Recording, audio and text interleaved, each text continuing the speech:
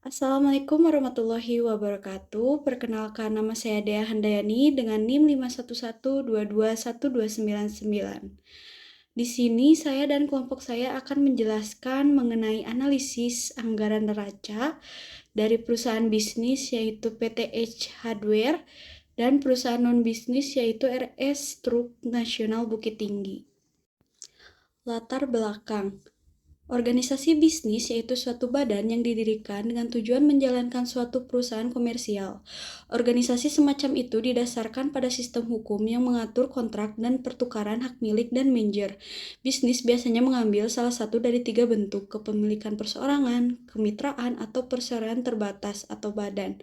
Lalu, organisasi non-bisnis adalah organisasi yang tujuan utamanya adalah mendukung suatu isu atau tujuan sekaligus menarik perhatian masyarakat untuk tujuan nirlaba tanpa memandang keuntungan. Organisasi non-bisnis mencakup rumah ibadah, sekolah umum, badan amal, rumah sakit, klinik, organisasi politik, organisasi bantuan hukum, organisasi relawan, dan lain-lain. Perbedaan organisasi bisnis dan organisasi non-bisnis. Perbedaan pertama terletak pada tujuan pengoperasiannya. Organisasi bisnis jelas memproduksi barang dan jasa untuk keuntungan mereka sendiri dan untuk melanjutkan operasinya di masa depan. Pada saat yang sama, organisasi non-bisnis mengambil bentuk operasi yang menghasilkan barang dan jasa dengan tujuan mendanai aktivitas dan misi, bukan sekadar memuaskan keinginan individu.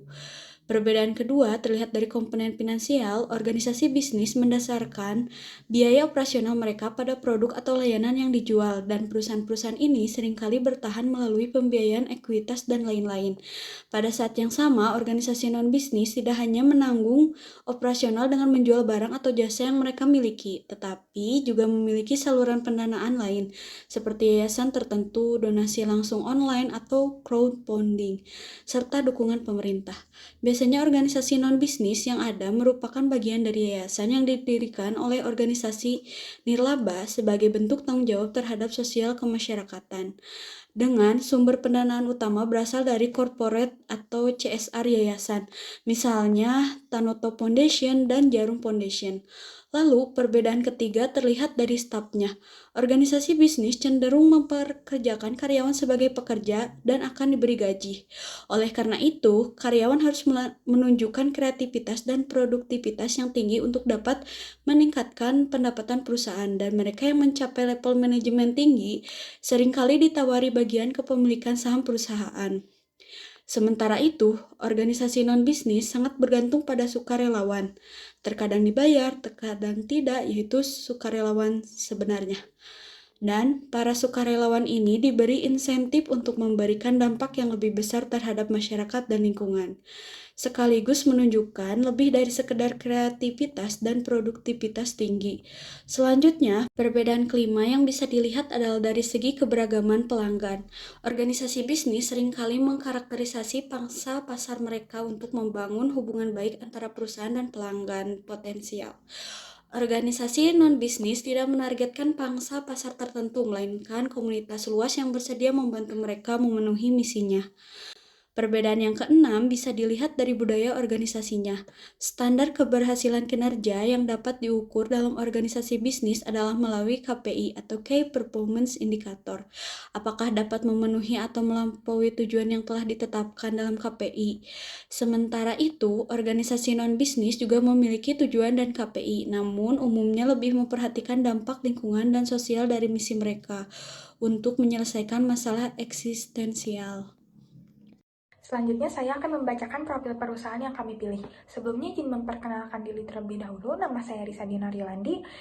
Perusahaan yang kami pilih adalah PT S Hardware Tbk yang didirikan pada tahun 1995 dan bergerak di bidang usaha perlengkapan rumah tangga dan gaya hidup.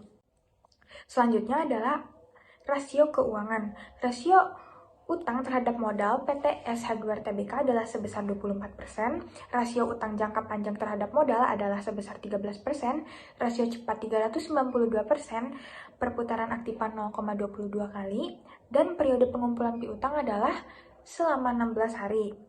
Selanjutnya ada neraca anggaran per Maret 2023. Asal lancar, ada kas sebesar 2.466 504.237.580 rupiah, piutang 72.667.464.303 rupiah, sehingga total aset lancar adalah sebanyak 2.531.171.681.883 rupiah.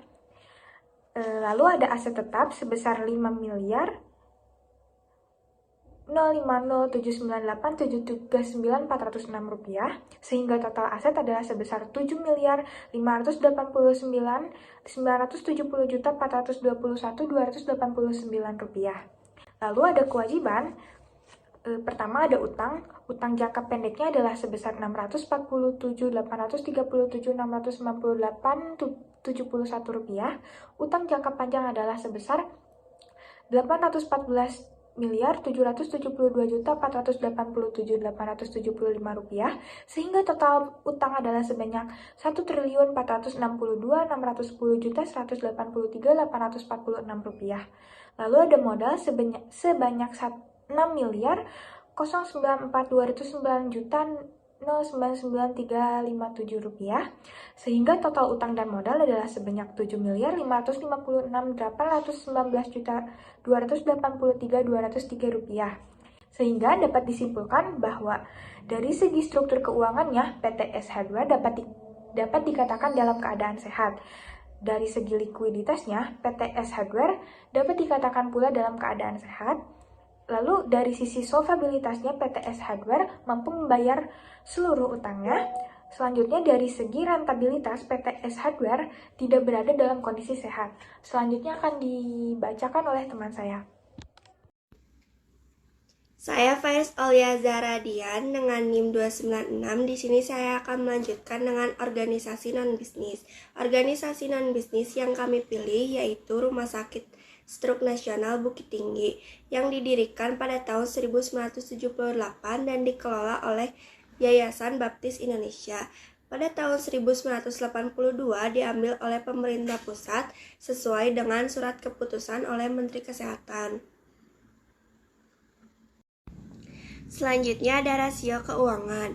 Yang pertama yaitu ada rasio utang terhadap modal dengan utang sebesar 973 juta dan modal 298 miliar menghasilkan rasio utang yaitu 0,33%. Selanjutnya ada rasio cepat dari kas ditambah piutang yaitu 17 miliar dan utang jangka pendek yaitu 973 juta menghasilkan 1,799%.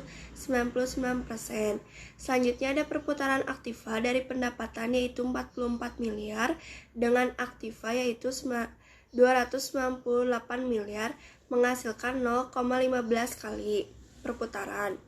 Selanjutnya ada periode pengumpulan piutang yaitu piutang dengan 3 miliar dan pendapatan 44 miliar dikali 360 menjadikan periode pengumpulan piutang yaitu 28 hari.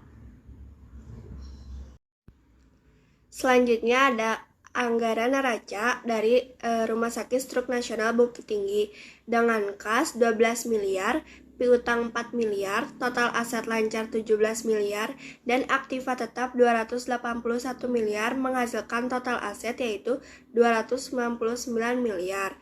Sedangkan utang jangka pendek 273 juta dan modal 298 miliar menghasilkan total utang dan modal 299 miliar. Dari situ kita dapat menghitung rasio berikut. Rasio kas dibagi aktiva lancar yaitu 12 miliar dibagi 17 miliar menghasilkan rasio kas 73%. Lalu ada rasio lancar, aktiva lancar dibagi utang jangka pendek yaitu 17 miliar dibagi 973 juta menghasilkan 1,7779%. Dan struktur keuangan vertikal dari modal sendiri dibagi utang yaitu 298 miliar dibagi 973 juta menghasilkan 30,638%.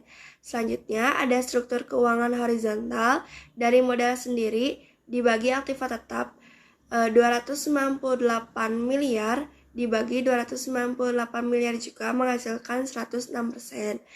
Lalu Setelah ditarik kesimpulan, bisa dilihat dari struktur keuangannya bahwa kondisi keuangan Rumah Sakit Stroke Nasional Bukit Tinggi berada dalam keadaan sehat karena struktur keuangan vertikal dan horizontalnya berada di atas 100%. Lalu dilihat dari segi likuiditasnya, rumah sakit ini berada juga dalam keadaan sehat karena pada rasio kas di atas minimal 5%, rasio cepat di atas 100%, serta mempunyai rasio lancar di atas 300%. Dilihat dari segi solvabilitasnya, perusahaan ini berada dalam keadaan solvable, yang artinya rumah sakit ini mampu membayar seluruh utangnya sejumlah 973 juta dengan aset sebesar 299 miliar. Lalu terakhir dilihat dari rentabilitas, perusahaan ini berada dalam keadaan tidak sehat karena rasio kas rumah sakit ini sebesar 73% yang berada di atas 10%, yang artinya terlalu banyak kas menganggur atau tidak menghasilkan apapun. Sekian penjelasan dari kelompok kami. Mohon maaf bila ada salah kata. Wassalamualaikum warahmatullahi wabarakatuh.